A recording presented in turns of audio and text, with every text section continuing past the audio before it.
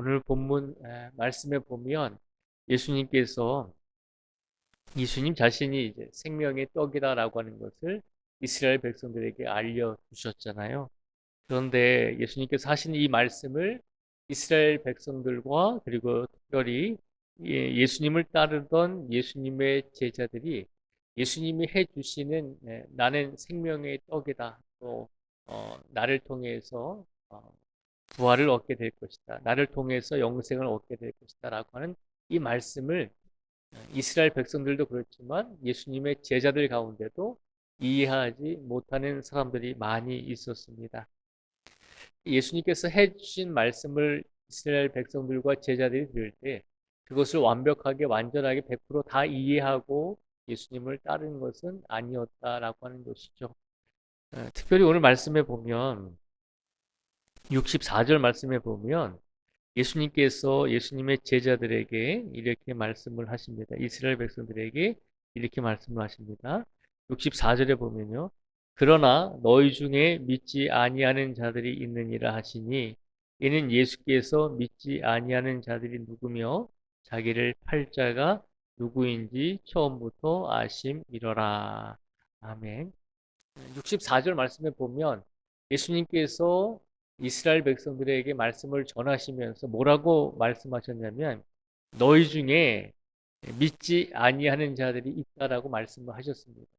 예수님께서 뭐라고 말씀하셨냐면 내가 지금 하는 말을 너희 중에 이해하지 아니하는 자들이 있다라고 말씀하지 아니하셨습니다.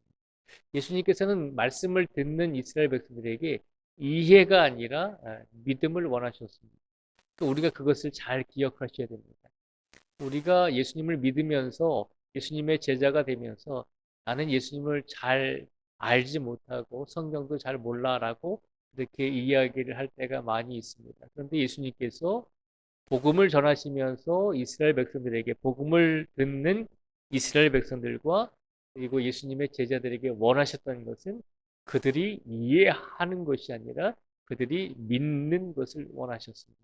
분명히 64절에 보면 너희 중에 믿지 아니하는 자들이 있다라고 말씀하시면서 이해가 아니라 믿음을 원하셨다는 것을 우리에게 보여주고 있습니다. 그런데 안타깝게도 66절 말씀에 보면 예수님의 제자들 중에서도 예수님께서 하시는 말씀이 이해가 되지 않고 어려우니까 예수님의 곁을 떠나는 사람들이 많이 나오게 되었습니다.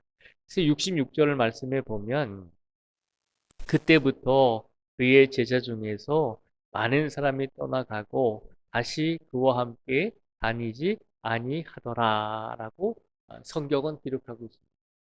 예수님의 제자들 중에서도 많은 사람이 떠나갔다라고 66절에 보면 기록을 하고 있잖아요. 이 사람들이 왜 떠나갔을까요? 예수님께서는 분명히 그들에게 믿음을 원하셨는데 그들은 예수님이 해주시는 그 복음의 말씀을 듣고 이해하려고 했기 때문입니다. 이해가 되지 아니하니까 그들이 예수님을 떠날 수밖에 없었다는 것이죠.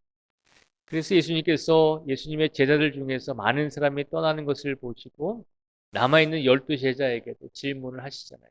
뭐라고 질문하시냐면 67절 말씀에 보면 예수께서 12제자에게 이르시되 너희도 가려느냐라고 질문을 하십니다.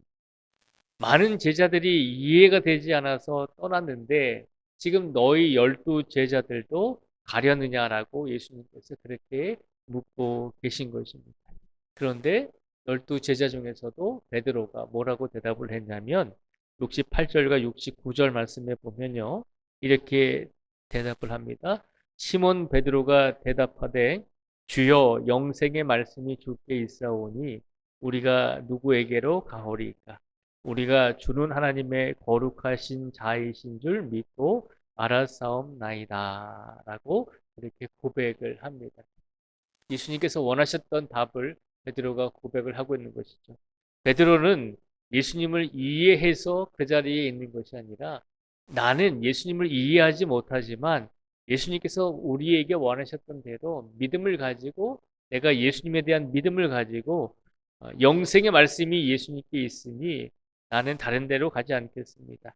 주는 하나님의 거룩하신 자이신 줄을 내가 믿고 알기 때문에 내가 이 자리에 남아 있겠습니다. 예수님의 제자로서 남아 있겠습니다. 라고 고백을 하면서 베드로는 그렇게 예수님 곁에 남아 있을 뿐만 아니라 예수님의 12 제자도 믿음으로 이 순간만큼은 믿음으로 예수님의 곁에 머물게 된 것입니다. 물론 이제 요한복음 6장 이후의 말씀을 계속 보면 베드로도 믿음이 연약했다라고 하는 것을 알 수가 있죠. 예수님께서 십자가에 달려 돌아가실 때 예수님을 3번이나 부인하고 도망을 쳤잖아요. 예수님의 12 제자들도 한 사람은 가룟 유다는 예수님을 팔았던 사람이고 11명의 제자는 예수님이 붙잡히실 때 다 뿔뿔이 도망갔잖아요. 물론 믿음이 있다라고 해서 다 용감해지는 것은 아니다라고 하는 것은 우리는 분명히 알게 됩니다. 그러나 이 순간만큼은 예수님께서 하나님의 말씀을 선포하고 있을 때 그래도 나는 이해보다는 믿음으로 예수님 곁에 머물기를 원합니다라고 하는 그 믿음으로 예수님 곁에 머물렀던 제자들의 모습을 보면서 우리들도 이번 사순절 기간에 우리가 예수님을 이해하는 마음으로 이 사순절 기간을 보내는 것이 아니라 우리가 잘 예수님에 대해서는 100%다 이해하지 못하고 우리 삶 속에서 일어나는 여러 가지 일들이 이해가 되지 않을지라도 그래도 내가 믿음으로 예수님 곁에 머물겠습니다라고 이렇게 고백하시면서 이번 사순절 기간을 믿음으로 잘 보내실 수 있는 믿음을 가지고 예수님 곁에 머무실 수 있는 우리 모든 성도가 되시기를 주님의 이름으로 축복을 드립니다. 그 믿음을 가지고 오늘 하루를 또한 살아가실 수 있는 우리 모두가 되기를 다시 한번 주님의 이름으로 축복을 드립니다. 기도하겠습니다. 아버지 하나님 감사합니다. 오늘 복된 사순절 새벽 예배를 통해서 예수님께서 우리에게 귀한 말씀을 주셨습니다. 예수님께서 말씀을 선포하실 때, 복음을 전하실 때 예수님께서 너희가 나를 이해하느냐라고 묻지 아니하셨습니다. 너희가 이 말씀을 믿느냐라고 물으셨습니다. 그리고 예수님의 제자들 중에서도 많은 사람들이 예수님의 말씀을 믿음으로 받아들이는 것이 아니라 이해하고자 했을 때 예수님을 떠나게 되는 안타까운 모습을 우리에게 보여주었습니다. 그러나 베드로를 비롯해서 예수님의 12 제자들은 그래도 이 순간만큼은 이해가 아니라 예수님을 믿는 믿음으로 예수님 곁에 머물게 되었습니다. 오늘 시간 사순절을 보내고 있는 우리들에게 예수님께서 이해가 아니라 믿음으로 예수님 곁에 머물러 있는 예수님의 제자가 되기를 우리에게 권면하고 계신 줄 믿습니다. 이 시간 오늘 하루를 살아가면서 이해가 아니라 이성이 아니라 논리가 아니라 예수님을 믿는 믿음으로 오늘 하루를 살게 해주시고 예수님을 믿는 믿음으로 예수님 곁에 끝까지 머물 수 있는 성도가 되게 해주시고 예수님을 믿는 믿음으로 우리에게 주어진 모든 인생 속에서 끝까지 예수님을 의지하며 믿음으로 살아갈 수 있는 우리 모두가 되게 하여 주시옵소서. 오늘도 우리가 이해가 되지 않는 일들이 우리 삶 속에서 일어날지라도 아버지 하나님 간절히 바라는 것은 우리가 이해가 아니라 믿음으로 모든 삶을 바라보게 해주시고 모든 시간마다 우리에게 주어진 결과들에 대해서 영적으로 믿음으로 분별하게 하여 주셔서 끝까지 예수님만을 바라보며 끝까지 예수님만을 의지하며 오늘 하루를 보낼 수 있게 하여 주시옵소서. 오늘도 우리 모든 성도들의 영역을 강건하게 붙들어 주시고 평안하게 인도하여 주시고 모든 삶 속에서 부족함이 없도록 일용할 양식도 채워주시기를 간절히 원합니다. 모든 가족들, 모든 귀한 자녀들, 모든 후손들에 이르기까지 하나님께서 평안함을 더하여 주시고 특별히 영육이 아프고 지친 성도들이 있습니다. 하나님께서 하늘 문을 열어주시고 오늘도 치료의 강선을 부어주셔서 하나님 역사하여 주셔서 아프고 지친 성도들의 모든 육신과 영혼과 마음이 위로받고 회복되게 하여 주시옵소서.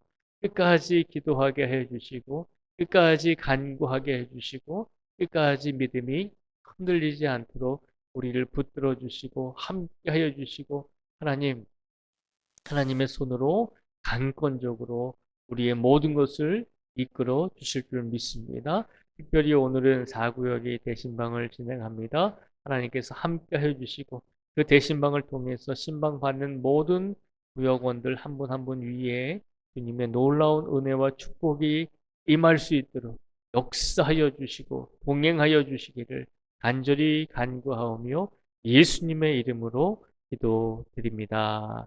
아멘.